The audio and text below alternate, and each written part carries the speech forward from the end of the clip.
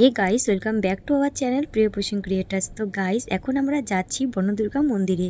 এবার আমরা ফরেস্টের ভেতর দিয়ে সামনে দিকে এগিয়ে যাচ্ছি। অনেকটা দূর যাওয়ার পর আমরা ফরেস্টের ভেতরে নদীর সামনে চলে এলাম। বা নদী পার হয়ে কিছু দূর এগোতে আমরা কিন্তু মন্দিরের সামনে চলে আসলাম। তো চলো তোমাদেরকে মন্দিরের চারপাশটা দেখাই।